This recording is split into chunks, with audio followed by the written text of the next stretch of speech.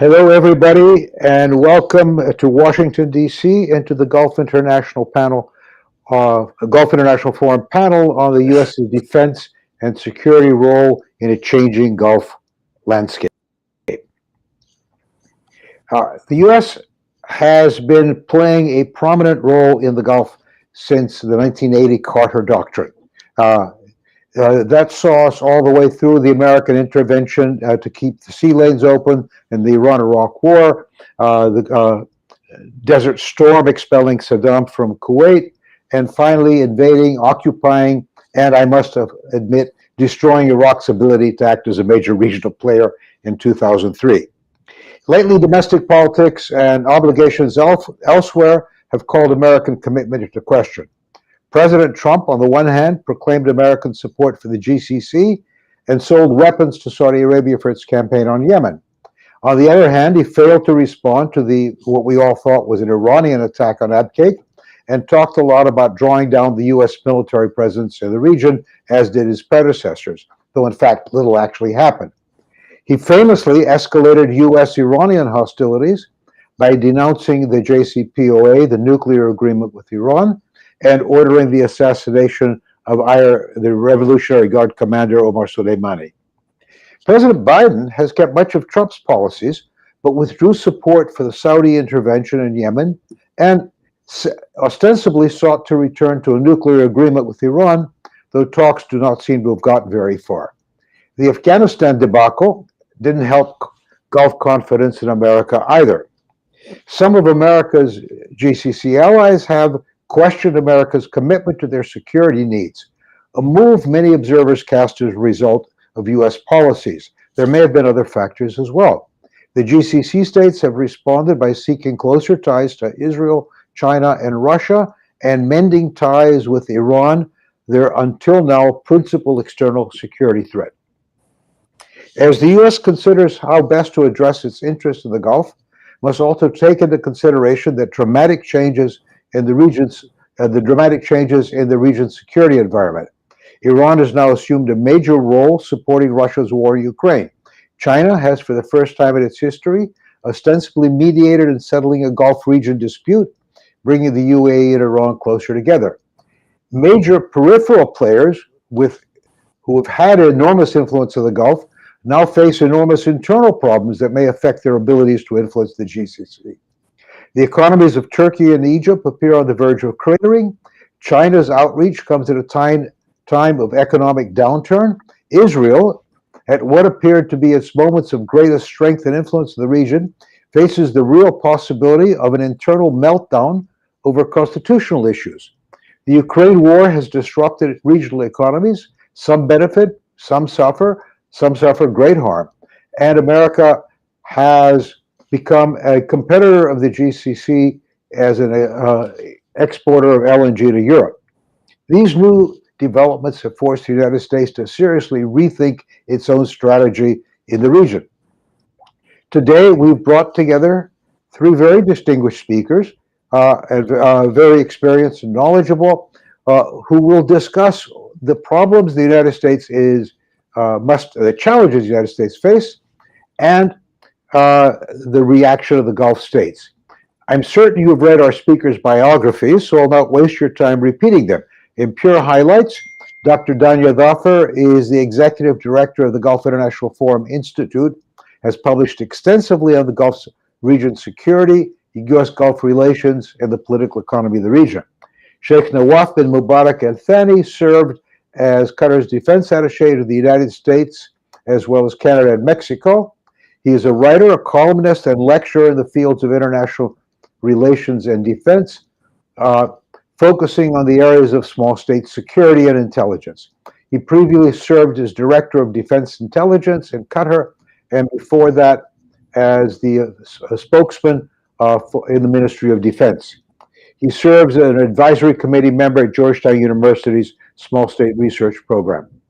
Dr. Bilal Saab is a senior fellow and director of the Defense and Security Program at the Middle East Institute in Washington and holds positions at Chatham House in London, the Sam Ferris Institute at the American University of Beirut. He has written and published extensively on the region. So, without taking up any more of your time, I would like to go to our first speaker, Dr. Dania Thafer. Dr. Dania?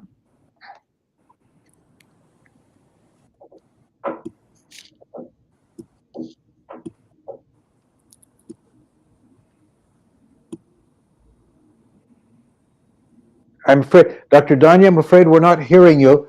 Oops, sorry about that. Yeah. I did the usual, leaving myself on mute. Anyways, thank you so much, Ambassador Theros, for the introduction. I'm pleased to be here with my esteemed colleagues. In my remarks today, I'm just going to discuss a more general perspective about global great power competition and its impact on regional calculations with Gulf states vis-a-vis the U.S. First, I'll talk in general about China and Russia. So in the U.S., I mean, we always hear much concern about China. I mean, American generals have talked about China's really what keeps them up at night.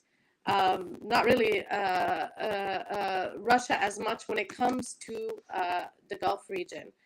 The US has made it clear that containing China is one of its main objectives globally, and this is no exception in the Gulf. As it pertains to great powers, um, China has really been posturing itself in the Gulf strategically um, through different forms of power, not necessarily hard power, as the U.S. is very well positioned from that regard. Um, whereas Russia, it's more of a competition of alignment and influence than really a tangible fear of Russia being a direct competitor in the Gulf. It just simply does not have the capacity to do so.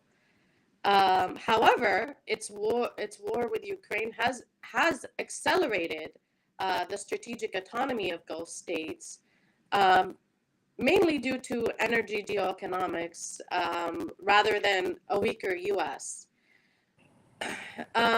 Looking at China, still it really remains an economic power. Um, One that still tries to remain a certain degree of neutrality. I know that's a heavy word.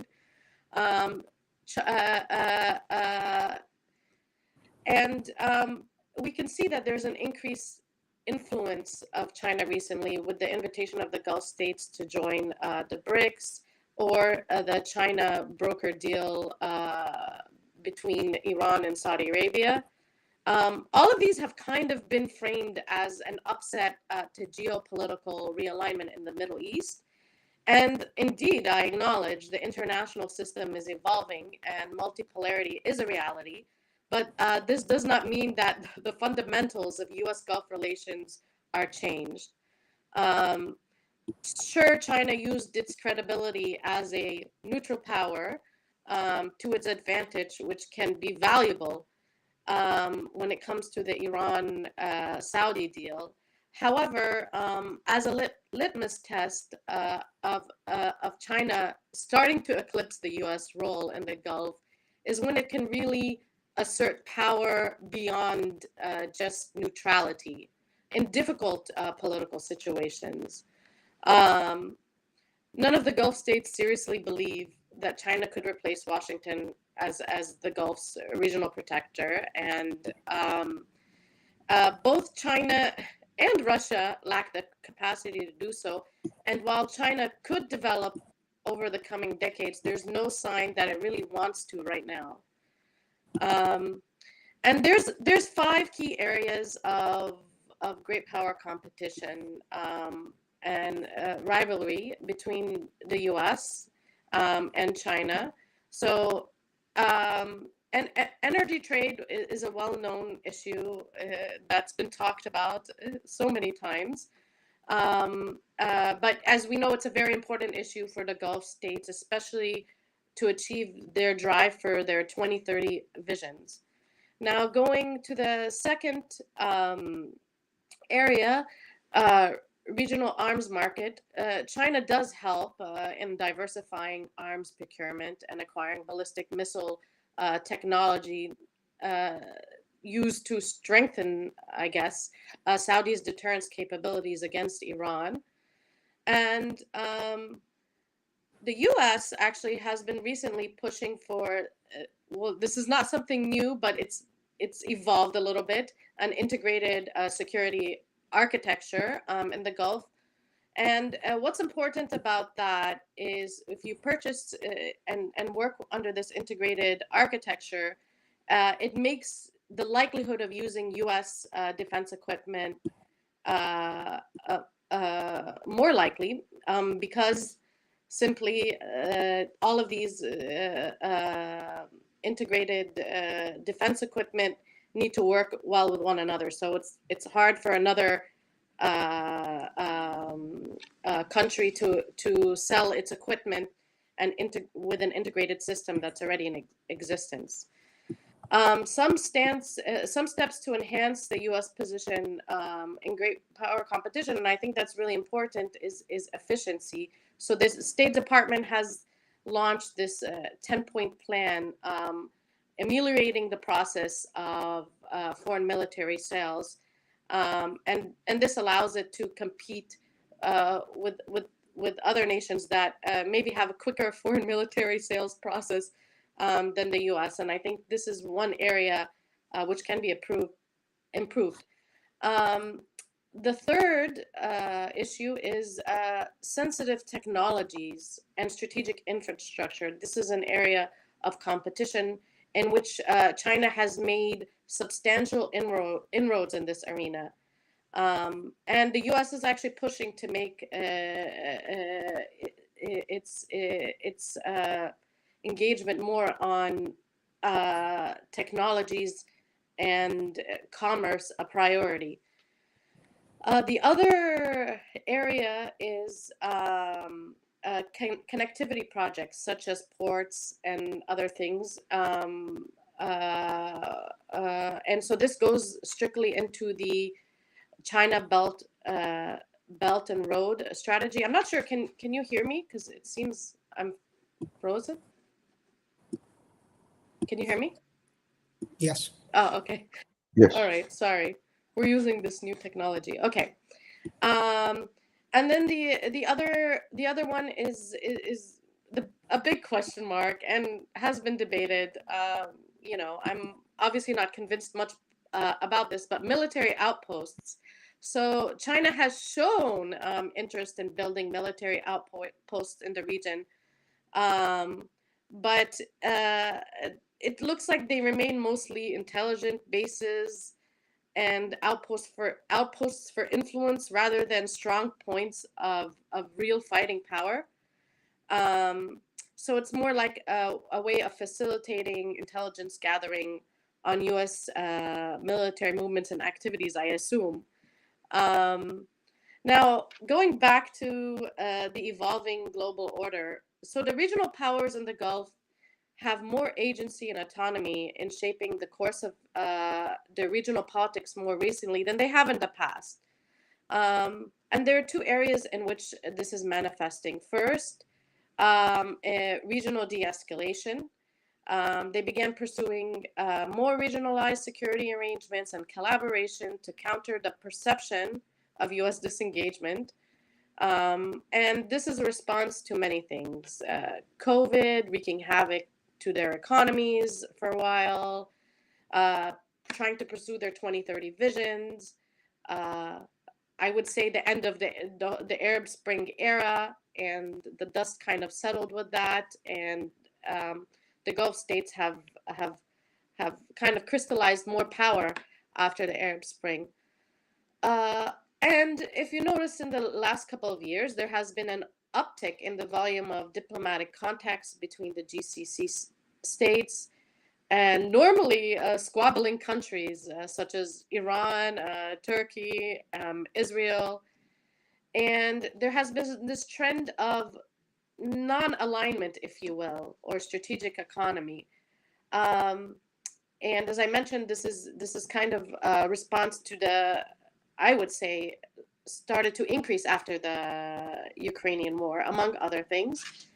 Um, so for bigger Gulf states, and bigger also is a word that we could debate, such as Saudi Arabia and the UAE. So they have shown growing ambitions to chart their own more autonomous foreign policies and develop alternative partnerships. And we see this through the eminent entry into the BRICS and interest in the Shanghai Cooperation Organization. And all of this happens in the backdrop of intensifying rivalry between the U.S. and China, as well as some challenges in the Saudi-U.S. Relationship under President Biden.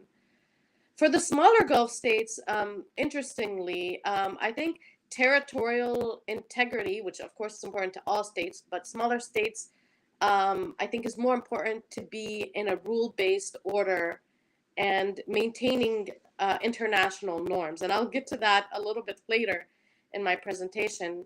But for example, Qatar is deploying its skillful statecraft to offset what it views as probably a precarious situation for a small state in a very volatile region. Kuwait, the same. It's sandwiched between actually three aspiring hegemons: Iran. Well, I don't know if Iraq is considered an aspiring hegemon anymore, but it was at one point. And Saudi Arabia, so Iran, Saudi Arabia, and Iraq. And so it kind of prefers to submit to a size and remain neutral and take advantage of this rule-based order, which I'll talk a little bit more in detail in a couple of minutes. So during great power rivalries, there is generally a vacuum. So every time something changes from the U.S. perspective, there's a little bit of a vacuum. And so as this vacuum expands, different countries such as Turkey, Iran, Israel, and Saudi Arabia, the UAE, are really involved in regional power struggles for influence. And something that I think is very interesting that's developing is the transactionalism of great power competition in this particular era. So after World War II, the US and Russia vied for influence in the Gulf by attempting to reorder it along the lines of their broader ideological visions of the international system. Now it's more of an issue-based, transactionalist sort of engagement. So this undermines this kind of US or Western-centric rule-based international order. And I would argue, regrettably, it seems like it's moving towards a direction of a losing battle for democracies. So, and this goes back to domestic politics in the U.S. In the U.S., winning elections with a political base and implementing a stable Gulf policy out of Congress and the executive branch is very challenging and sometimes does not bode well with the personalistic politics of Gulf leaders and Gulf states. So the more pressure GCC states, especially UAE and Saudi, are feeling the need to appeal to the public in democracies, the more appealing it is for them to deal with transactionalist China and Russia. And then going back to this kind of norms and rule-based order, I think that's also something of concern for smaller states.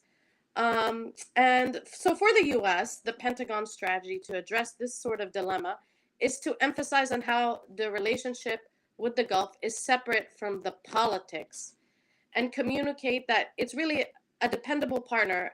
And although we all know that government institutions in the U.S. are all interrelated and elections also have an effect, but the Pentagon is kind of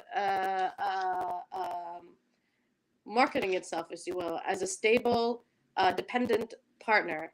And the messaging out of the U.S. is that the U.S. is a long-standing partner and not just there for mere commercial transactions. And that's a pun to China. So in conclusion, great power competition has really led to more autonomy and leadership among regional players, and has caused more regionalized security arrangement and detente. And and I think there has been a conflation between hedging and shifting alliances. Certainly, the GCC states have been looking eastward and increasing relations with China and Russia. But still, when it comes to great power competition, the security architecture of the GCC states is still highly affected and dependent on the U.S. So when or if China crosses that threshold, to the extent that it's willing to assert itself forcefully, um, in moments of high tensions rather than ones of convenience during periods of regional reconciliation, I think that's when we should be concerned about it eclipsing the U.S. Strategic presence in the Gulf. But I note at the same time that the U.S. should continue to strengthen its soft power strategy as something that has been mentioned in the National Defense Strategy. Thank you. Dr. Dania, thank you so much for that excellent exposition. I particularly appreciate your lengthy emphasis on the intentions of China and so forth. There are a number of people in the United States who believe that we have overreacted, rhetorically at least, to China's presence in the Gulf. And very shortly, do you think we have overreacted, or that China does present a serious long-term threat to American interests in the region? Well, I mean, I think the U.S. should be on guard, and I think that the U.S. should expand its power more into some of these key areas that I mentioned about China expanding its influence. Hard power is solid for the U.S. I think soft power is very strong for the U.S. I mean, in many regards. I mean, especially culturally, but and economically. But there are still there's still more work to be done, because when you ask people in the Gulf how do they imagine Americans, they say people in military uniform, boots on the ground. But when you ask people in the Gulf about Chinese, they're in suits, like ready to sign contracts, ready to make deals. And I think that the U.S. needs to balance that as well to manage its power. Okay, thank you. That last sentence, Sheikh Nawaf, is an excellent lead-in into your presentation. You're speaking to us from the Gulf. So how does the U.S. look from the Gulf, Sheikh Nawaf? Thank you, Ambassador Theros. First of all, thank you for having me in this very timely discussion. Well, to start off, hopefully you can hear me. Yes. I know we had technical difficulties earlier. Good. To start off, I want to also mention that my views are just my own. I know after that wonderful presentation, Ambassador, I have to mention that these views do not represent the government. These are only my views, and I do not represent any agency of the Qatari government or any other government. Those points that Dr. Thafer mentioned were very important. Unfortunately, I'm here to tell you I don't have answers. I think we have only formulation of questions. The news of more U.S. engagement recently have been encouraging in the past even days and couple of weeks, and I think the big takeaway should be that the relationship with the GCC and the U.S. and GCC is evolving, but also enduring in nature. So the relationship is strong and enduring. It's not going anywhere anytime soon. However, there are realities, and I would like to talk about three realities. There's a theme of threes today in my initial remarks. Three realities about the Gulf today, in my view.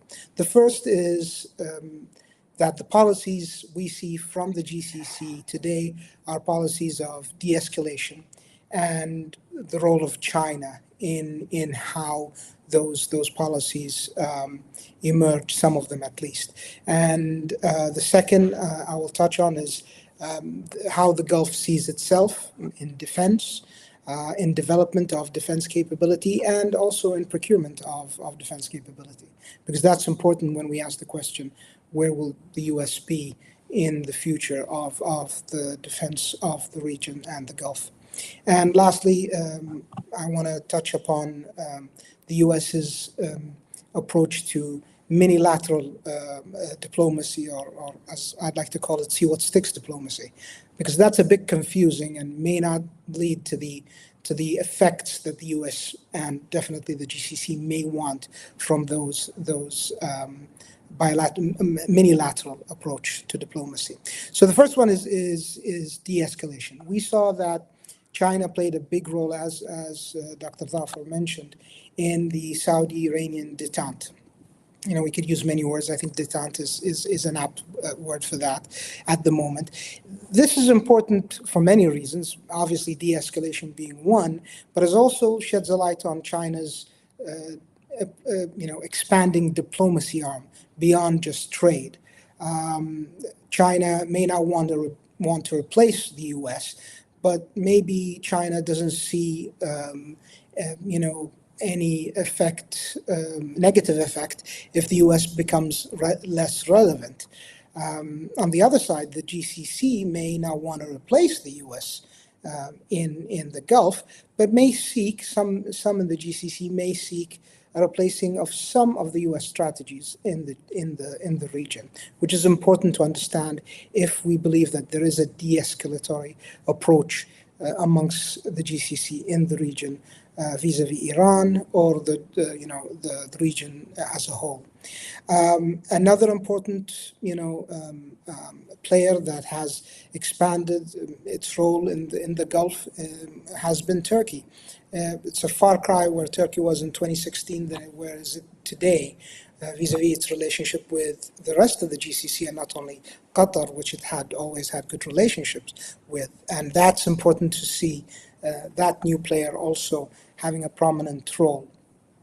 Finally, and this is something that I think we should look for in the long term, and this is again coming back to China and policies and its presence in the Gulf, whether now through trade and some form of diplomacy, but moving forward in other forms of presence, is how does a post-American part of the world looks like? If we would assume that China would want to look at America leaving the region, so looking at a post-America GCC will inform, in my view, China about how the U.S. will behave in other parts of the world, which may be more importance to China. Although, giving a big majority of China's energy coming from the Gulf is also a big incentive for China to have some influence in the region. The second point I made, which was how the Gulf sees itself in defense and deployment and development of a defense capability and procurement. Well, these have seen some changes in the past couple of years and even in the past couple of months. The UAE pulled out of a US-led maritime coalition, task force in the Gulf. That was something that I think was important. Now, when it comes to, for those who understand, naval operations in the Gulf, the UAE may not have that big of a role when it came to surface ships and capabilities in the Gulf. I think that part, Qatar leads, days at sea when it comes to the Qatari Navy and its Coast Guard as it is in the Gulf with the US. However, it is an important indication of how things are moving when it comes to the Gulf security and US-led maritime initiatives. This question that has been coming up since 2019, every few months, of a secret Chinese port project in the Gulf, presumably in the UAE.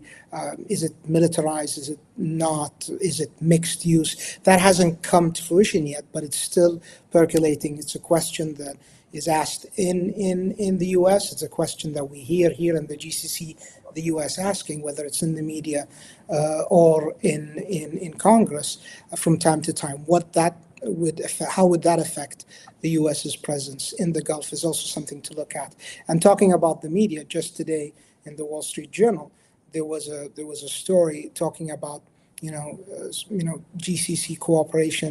I think the story mentioned UAE company that wanted to work with Raytheon, and that didn't work out because of concerns of opening up their market, some GCC markets, to Russia and Chinese defense corporations, and the issue of sanctions. So that is also something to look at in the long term of defense procurement and defense capabilities. The final thing is this approach of the US's minilateral approach, which hasn't been successful in my view. We had the I2U2, and that's not a music band, I promise. It's an initiative. It stands for Israel, India, US, and UAE. That started over a year ago now. It may have been well-intentioned, but it hasn't seen any traction to this day. The Abraham Accords, another minilateral approach from the U.S., led by the U.S., that also involved Israel. We're approaching, I think tomorrow's the 3rd anniversary of the Abraham Accords. I heard a prominent Gulf diplomat who was very close to the situation yesterday in the media, basically talking about the Abraham Accords. It sounded more like an obituary rather than celebratory, and I think that was very, very accurate, because I don't think that went anywhere or will be going anywhere, at least in the framework that was initiated 3 years ago. And this final approach with the India, Middle East, Europe corridor that was just announced in the G20 last week. This is also another US-led, incorporates Israel and some countries of the GCC, in this case the UAE and Saudi Arabia. That is also, unlike the I2U2, also encompasses India, which it seems like it's duplicating the effort. This is very interesting to see. Will it go anywhere? Would it be like the rest of the minilateral approaches? That all, I think, will inform us. Unfortunately, that leads to more questions than answers when it comes to what will the U.S. do when it comes to its presence in the Gulf vis-a-vis security and defense. Sheikh Nawaf, thank you so much. I have tremendous food for thought. As you said, it raises more questions than it does answers. One question sat in the back of my mind for the last 40 years, I must say, when I was serving in the Gulf a long time ago. It has always been an intent of American policy, security policy, to get the Gulf states into an integrated defense network, something like something that looks like NATO in the Gulf or NATO in GCC. Everything I've seen so far still seems to be 6 bilateral defense arrangements. Do you see any instance of deeper Gulf cooperation amongst themselves on the defense and security field? Well, inter-Gulf cooperation exists. If we're talking about inter-Gulf and U.S., well, that depends on the U.S.'s vision of how that cooperation should be. I think the U.S. in the past few attempts did not formulate a very clear approach towards how we want to work with the GCC as a whole.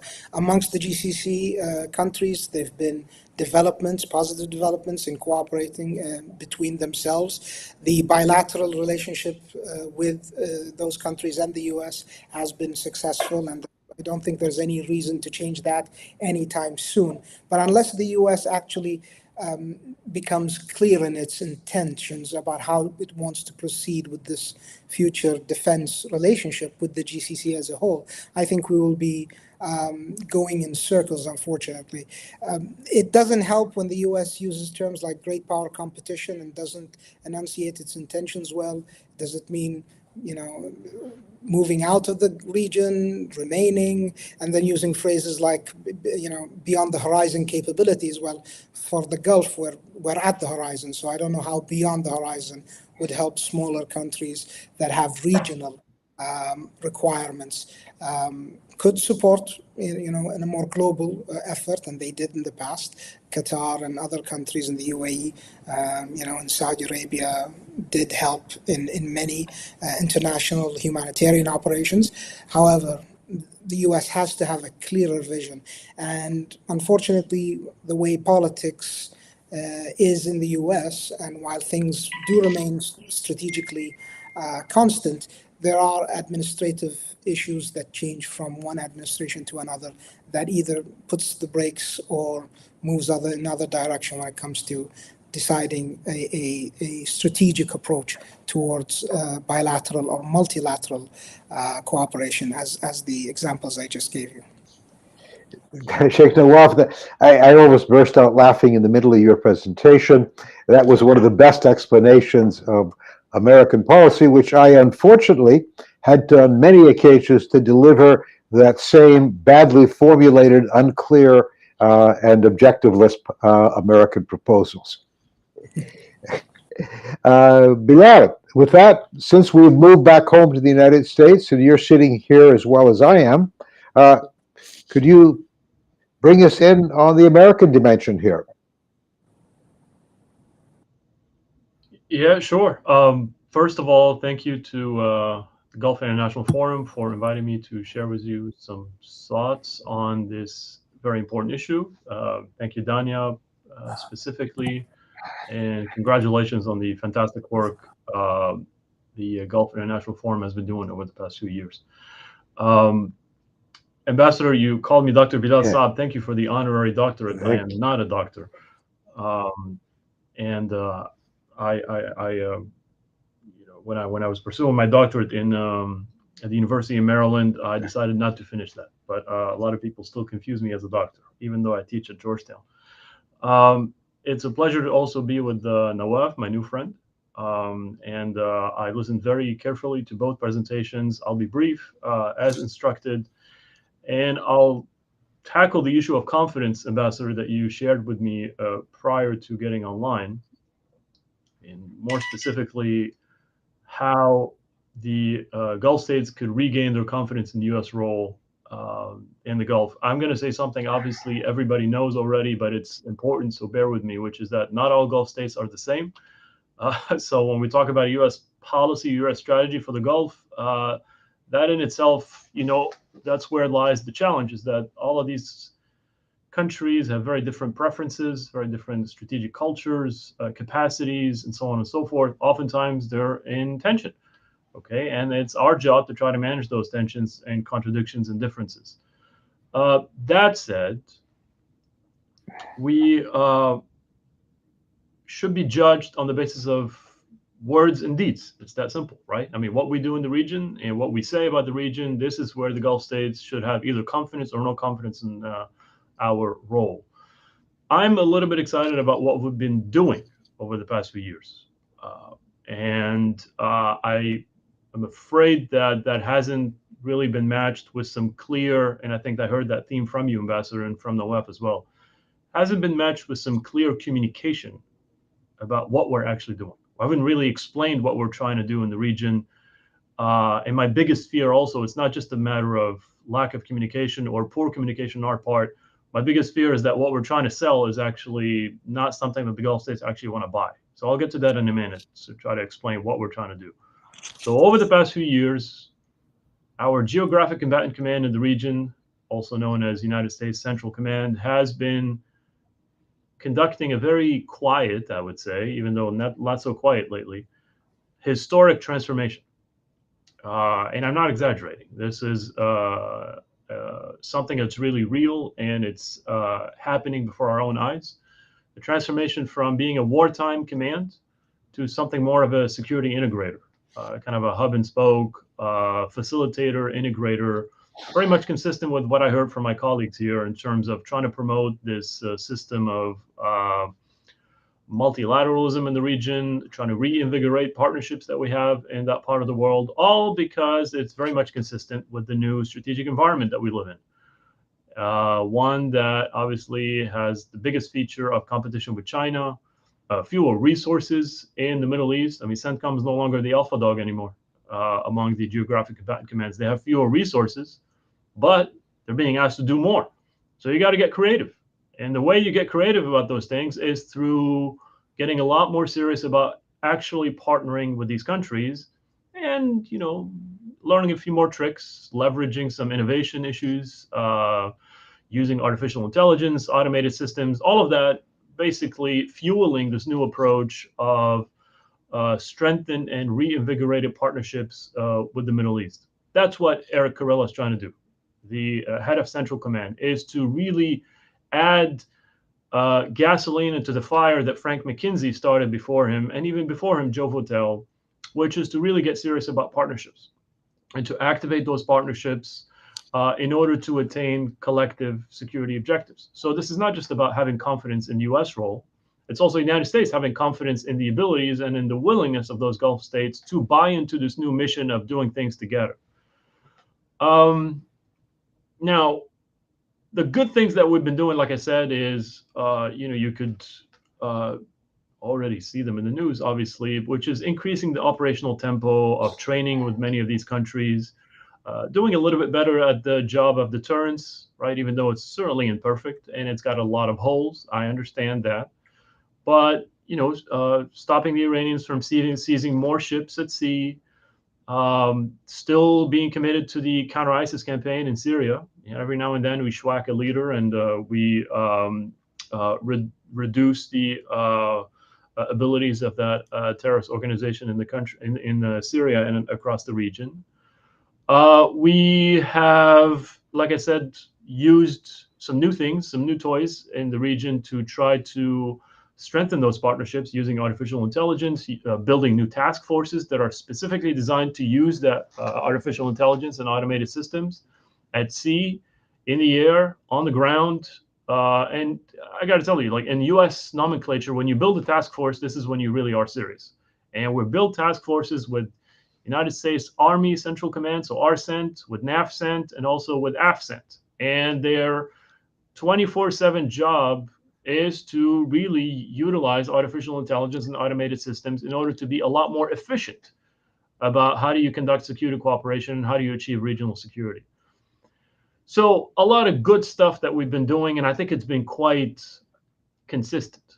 My biggest problem is that we're not communicating this stuff really well. This story of transformation in the region is not really being well communicated by civilian leadership in the United States. And there's a lot of confusion in the Gulf about what we're trying to do, to the point where they take it to the extreme and assess that what we're trying to do is essentially sort of more of an abandonment or massive reduction of presence more than anything else. Now, is there some reduction of posture? Of course there is. There's no secret about that. But to the point of us abandoning, that's not accurate at all, in my opinion. The second thing that or maybe third thing, I can't remember, that I worry about in terms of what we're trying to do in the region is this latest initiative, or at least proposal, that we have with the Saudis. I worry a lot about that because it's vastly inconsistent with what we're trying to do in the region. And what we're trying to do in the region, like I just told you, is to multilateralize things, reinvigorate partnerships, and to really ask these countries to step up more and contribute to regional security a lot more effectively than they did in previous years.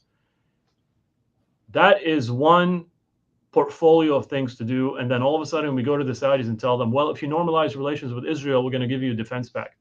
Hold on a minute. That is incredibly inconsistent what we're trying to do with CENTCOM.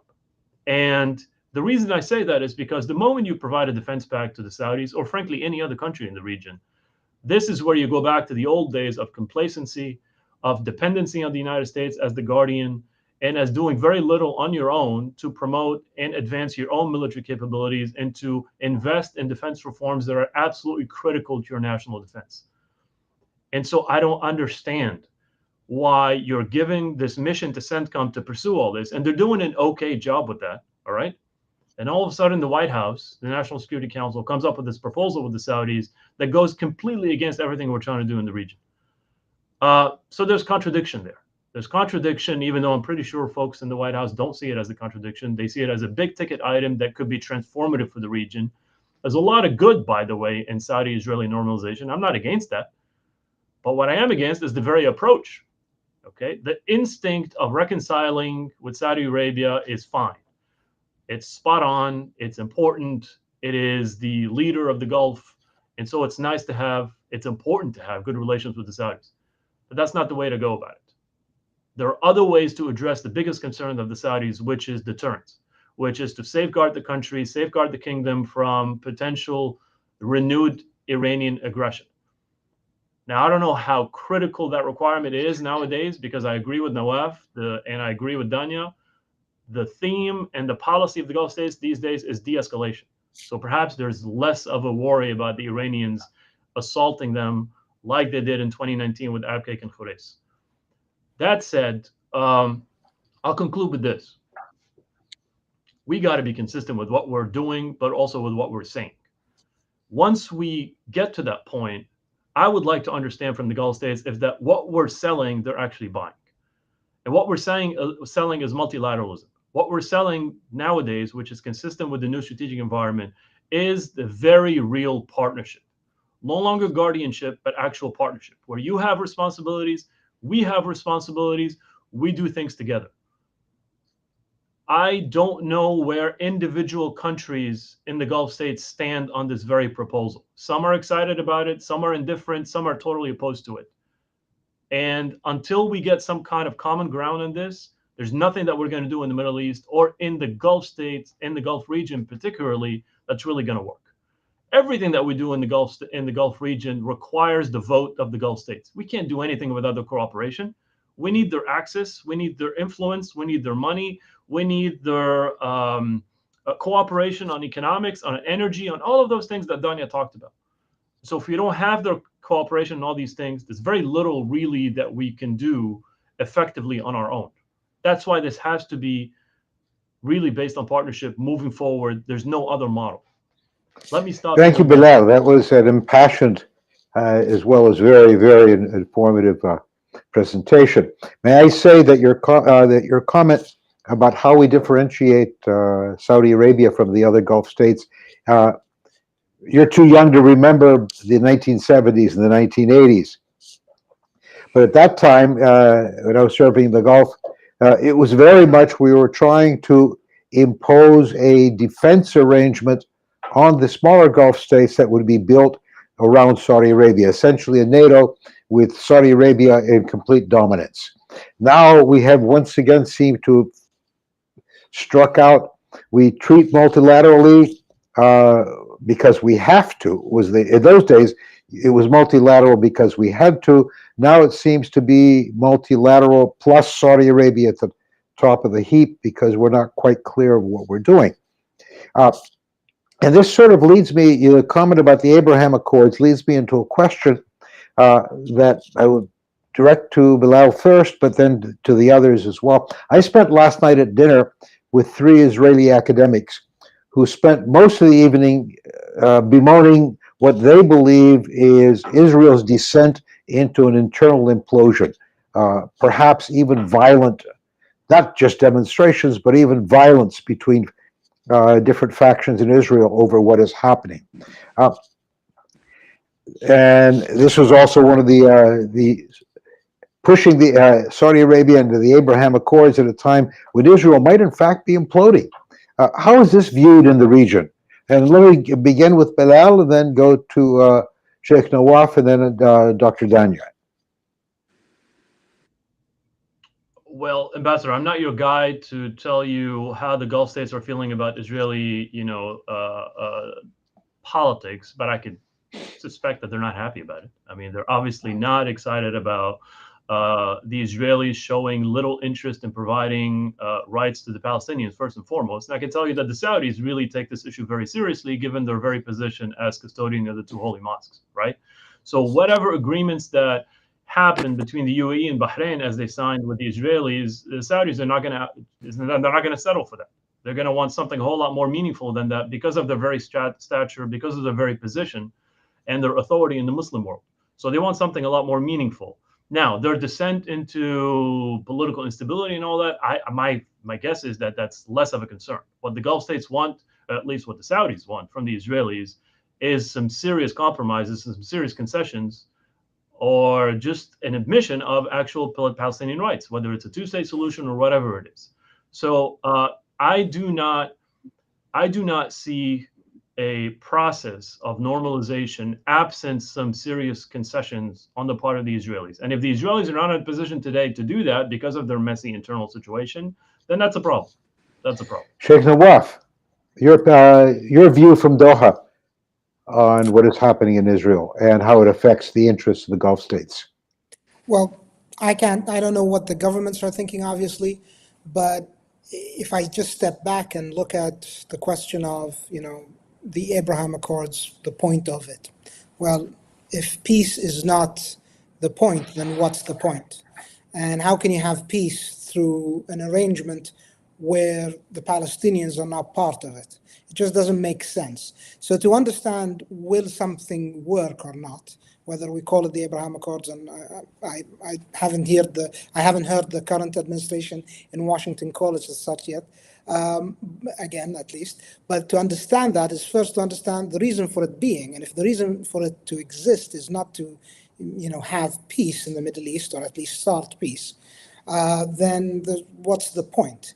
If the issue is trade, then let's not, camouflage it under, the guise of peace and diplomacy. Let's just call it trade. But that's a different question that I don't have an answer for.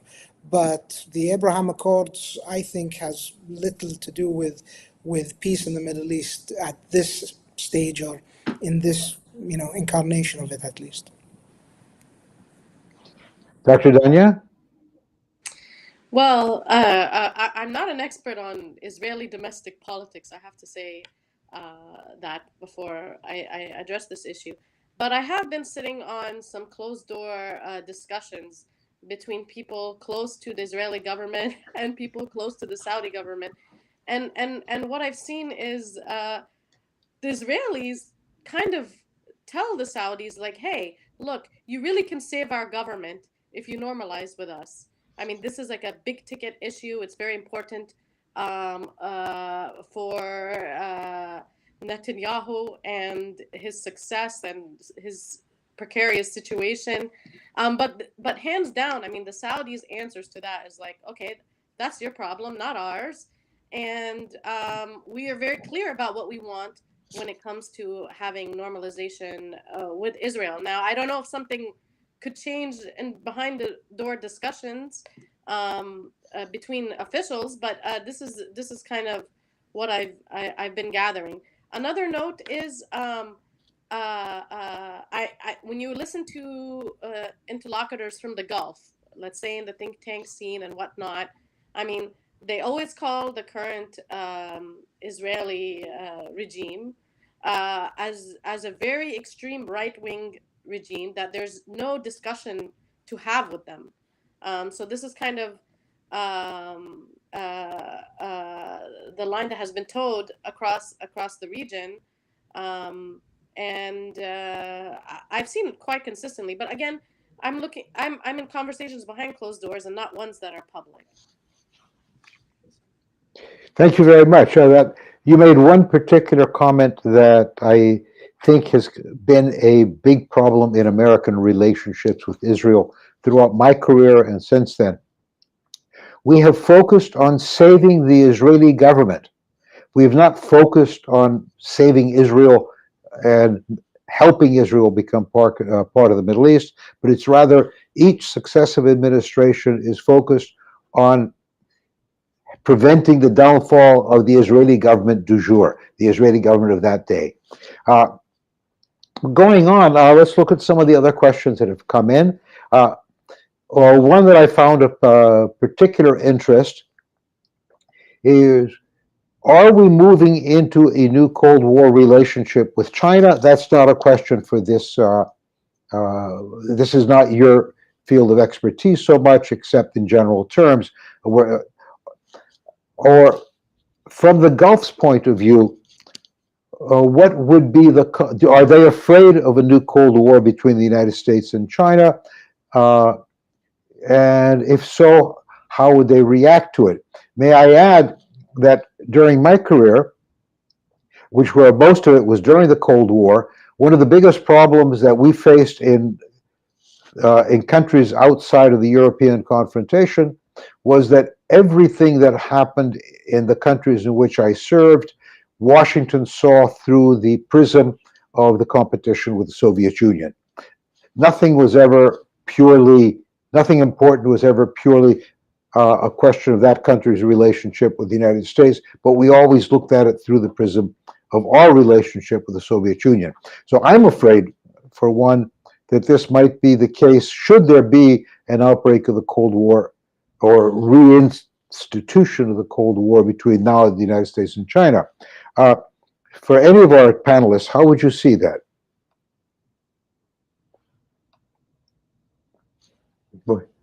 No one sees it? I see utter silence here.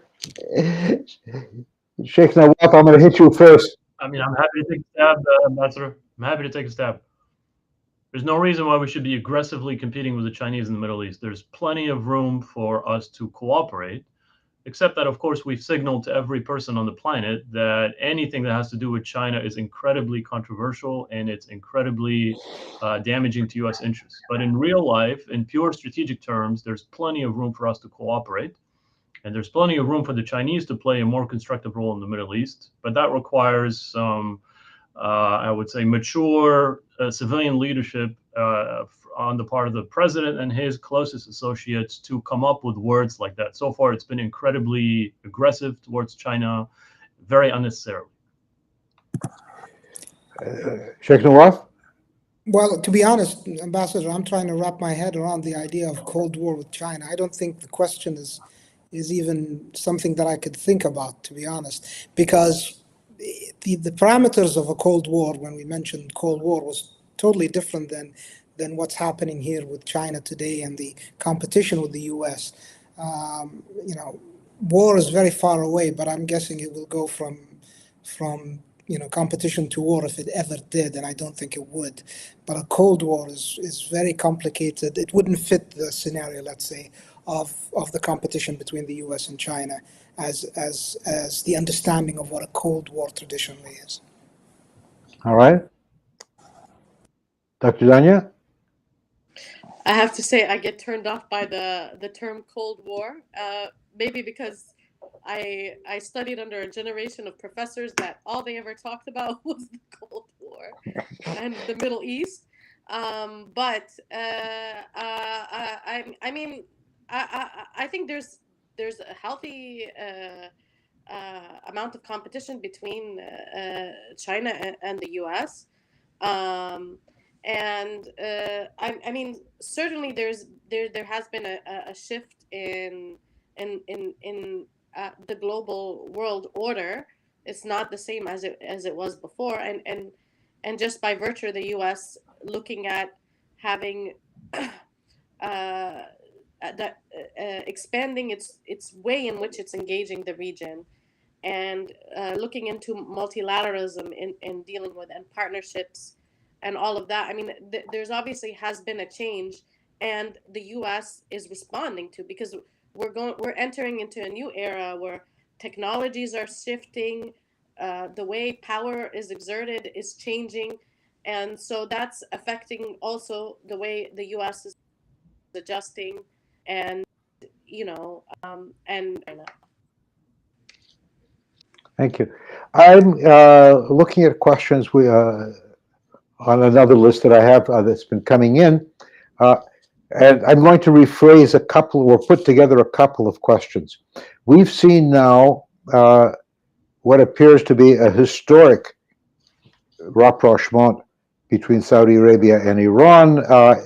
The UAE had never completely broken with Saudi Arabia. Its reestablishment of relations was a little less surprising. So the question is, do the Gulf states hope, or do they believe that this is leading to a permanent reestablish a permanent improvement of relations with or is it only a temporary reprieve? And if it is permanent, how does this affect their security concerns? Volunteers first? Happy to take a stab, Ambassador. Okay. All right. So I don't know about permanent, I don't know about temporary, but I'll tell you that there is certainly an inherent tension between these attempts at diplomatic rapprochement with Iran, but also at the same time strengthening relations with the Israelis. And so if you get too close to the Israelis, which obviously have a very different threat perception with regard to the Iranian threat, if you get too close to them, the Iranians are not going to be happy with that, obviously. And so because of the, obviously, decades-long shadow war between the Iranians and the Israelis. And so that delicate balancing act that the Gulf states have to play is going to be very interesting to watch over the next few years. As we talk about the Abraham Accords, whether the Saudis would join that, they have undermined the Iranian reaction. You know, I am of the opinion, and I could be wrong, that you cannot have both. You cannot normalize with the Israelis, but also normalize with the Iranians. It's one thing to be friends with Washington. I think the Iranians have gotten used to that over the years. But to be friends and embrace the Israelis, that's a completely different no-no for the Iranians. I'm not saying it's going to lead to automatic war and use of violence. I'm not saying that. But I'm saying that you have to be careful and cautious about how the Iranian response will be. That's precisely why the UAE and well, to some extent, Saudi Arabia, but the UAE has been extremely careful about limiting any talk, let alone action, but any talk of security cooperation with the Israelis, because they know exactly how the Iranians are going to react to that. So as you navigate, as you manage this trilateral relationship, let's just say you're a Gulf state and then you're trying to improve relations with the Iranians, at the same time improve relations with the Israelis. As you navigate that very complex, trilateral situation, that will determine whether this rapprochement with the Iranians is going to be permanent or is it going to be temporary. At the end of the day, there's still a ton of mistrust. I mean, they just started this.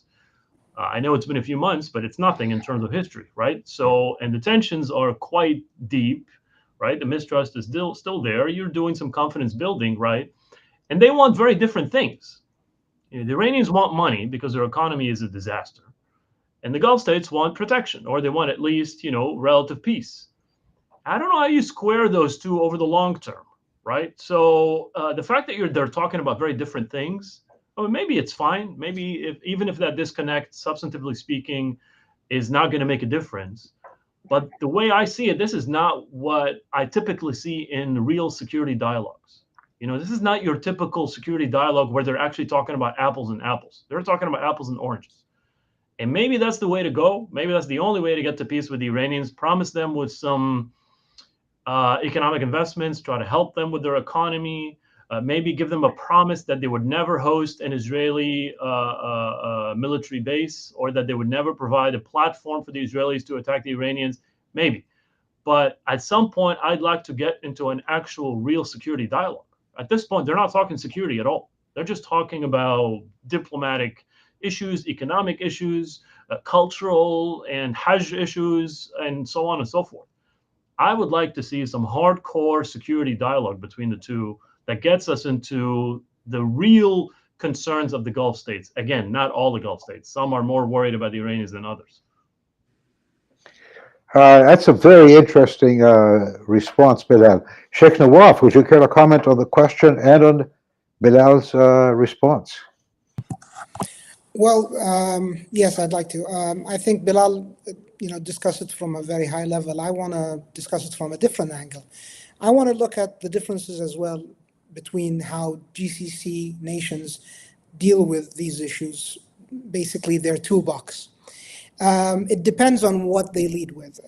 For instance, I'll just use this as an example. Qatar has been very robust in its capability of negotiation and diplomacy. Just yesterday, Admiral Kirby at the White House briefing mentioned Qatar with the proposed or ongoing attempts to release U.S. Prisoners from Iran and what Qatar's role in that. And it was in the news briefing yesterday from the White House. Now, this is one amongst many attempts and successful ones that Qatar led through diplomacy. And that's a tool that Qatar has used successfully and has worked that muscle and became more agile and more successful with time. And I think the U.S. utilizing those unique niche capabilities that each of the 6 GCC countries can bring to bear when dealing with Iran or any other of our neighbors or any other regional government or group will be important in how the U.S. moves its relationship and the peace in the region forward. And that piece, for instance, in Qatar's toolbox is a robust and effective with actual results. It's measurable, so it's not just made up. It's actually measurable tools of negotiation and diplomacy. So that's another way I think of looking at Iran and its relationship. And I think Qatar has been successful at that. And each country has its own unique capability. And to the extent that the U.S. utilizes that, I think the U.S. will see returns on those investments and those cooperations. But a second part of my question, and again for whomever, if, and maybe I wasn't as explicit, if the relationship with Iran evolves into something much more cooperative and less threatening, that the Iranians see less threat coming to them from other sides, does this lower the desire or need for an American presence in the Gulf? Does it affect it? If Iran is sort of changing itself, I don't know if the current leader of Iran is capable of changing himself, but he's in his late 80s. He's even older than I am. So if the relationship between various Gulf states and Iran improves to the point of greater trust, if it could, does that reduce the need for an American presence in the minds of Gulf leaders? Can I Sure. take a stab in all of the points, and some of the points that have been discussed, and this one as well? First and more, that's a very hypothetical question. And that if is, you have to bold it, italicize it, and underline it, because I think it's highly unlikely in reference to how things have gone historically with Iran. But yes, have tensions decreased? Yes, they have. Has there been less, I think, missiles coming in from Yemen to Saudi Arabia? I think after the agreement with Iran, there has been.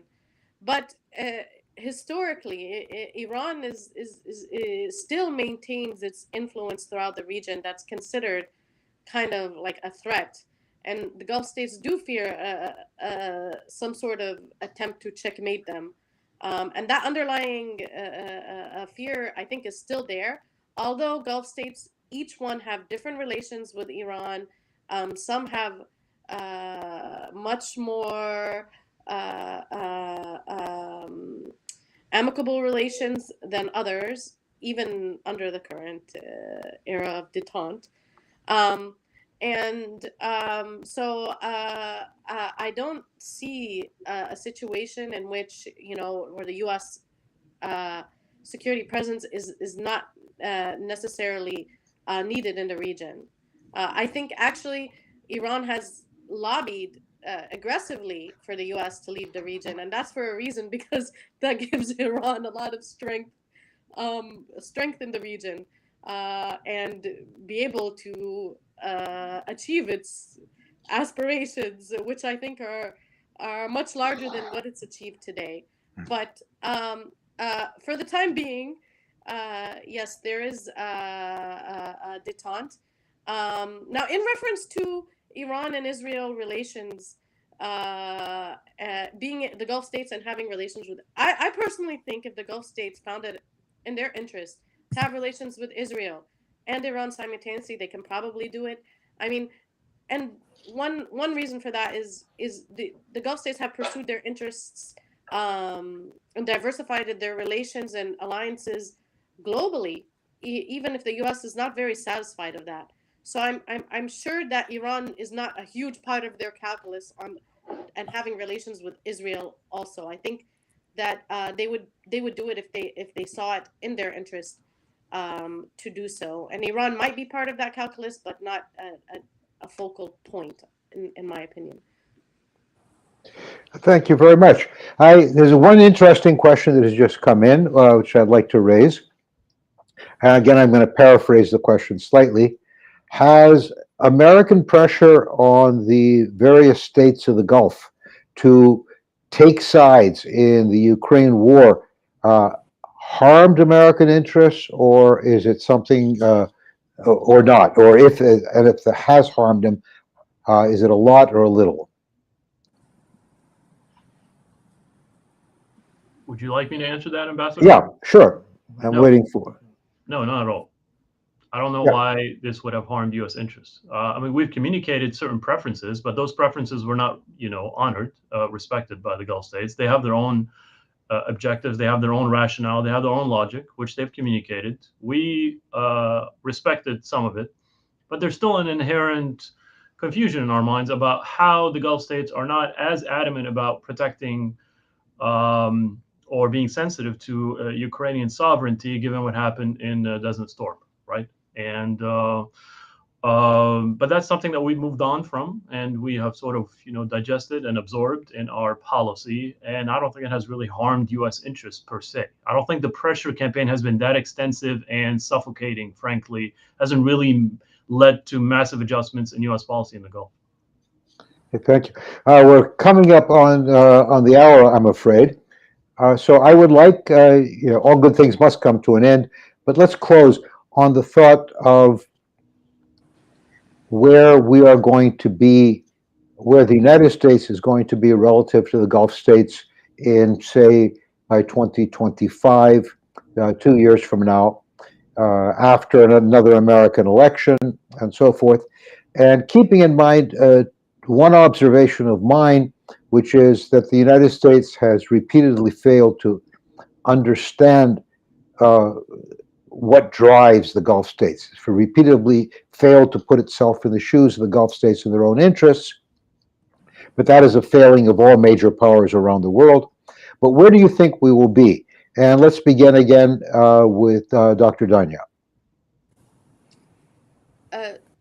So you're saying what was the exact question? You said that. My question is, where do you think we will be in 2025? Looking at it from the American viewpoint, I phrased that badly. The United States doesn't really, in my view, sufficiently understand Gulf desires. I think there, when talking with various influencers and U.S. policymaking circles and whatnot, there's a strong understanding of the Gulf states as in okay, security, energy, these big, huge topics, defense, okay, but when it comes to understanding the domestic politics of these countries, the social political thinking, that there's a new generation now making decisions within these Gulf states, and how they view things. I think there needs some catching up to be done to effectively make policy towards the Gulf region. And we saw recently the Biden administration. He appointed similar people as the Obama administration as policymakers towards the region, which obviously they're very talented, very intelligent individuals there.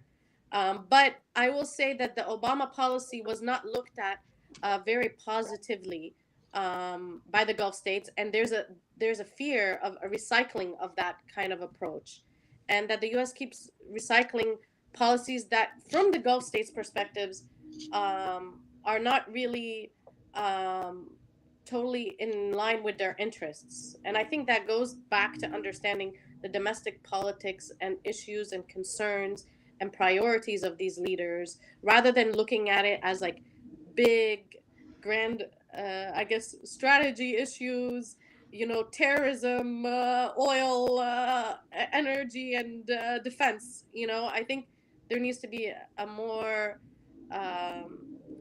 Holistic. sophisticated and holistic study of the Gulf states for policymaking. Sheikh Nawaf. Well, 2 years is a very short time, so I don't think a lot will change probably. However, a lot could be planned in this time frame.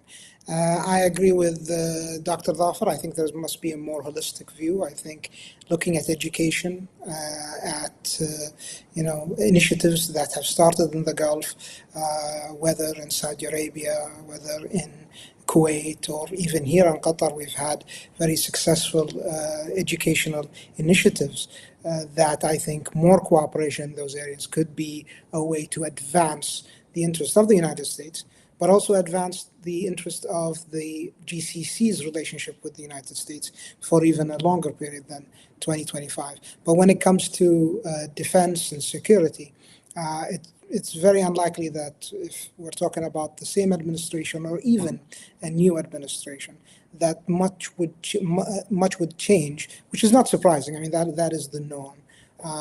But yes, I think looking at different avenues and a more holistic view and approach would be the best way forward. Absolutely. Bilal?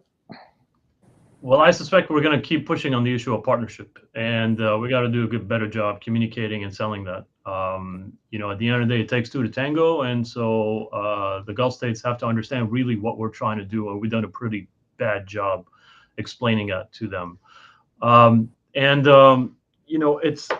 There's no question that the issue of the Iranian nuclear program is a huge X factor. How we address that's going to determine in many ways, the future of relations with these Gulf countries, keep the Israelis in check, obviously, because they're trigger happy. So I expect that the only game in town is going to be partnership. We're going to continue to push on that theme, try to make it even better, and hope that we receive the necessary cooperation from the Gulf states. But we got to communicate. We got to do a better job at that. And that's not just the Pentagon, that's the State Department as well. Well, thank you to all three of you. As I said, all good things must come to an end. My apologies to other people who have sent, from the audience, who've sent questions that we were not able to address. But thank you again on behalf of the Gulf International Forum. And we look forward to seeing you all again soon and hopefully in person at some time. Thank you very much. Thank you.